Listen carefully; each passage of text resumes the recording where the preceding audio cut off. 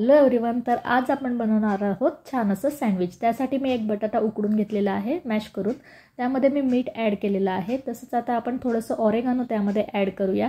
त्यानंतर मी यात ॲड करणार आहे चाट मसाला। चाट मसाला हा थोडाच टाकायचा आहे कारण ऑलरेडी आपण मीठ त्यामध्ये टाकलेलं आहे, त्यामुळे थोडासा चाट मसाला मी टाकून घेणार आहे। तसंच या ठिकाणी मी आता टाकणार आहे तिखट कमी घालणार आहे कारण हे लहान मुलांसाठी मी सँडविच बनवत आहे, त्यामुळे तिखट अगदी कमी टाकले। अशा प्रकारे आपलं मिश्रण तयार होईल। इथे मी काकडी आणि टोमॅटो चिरून घेतलेला आहे स्लाइसमध्ये। एक गव्हाचा ब्रेड मी घेतला आहे, त्याबरोबरच इथे घेतले चीज स्लाइस आणि व्हेज मेयोनीज।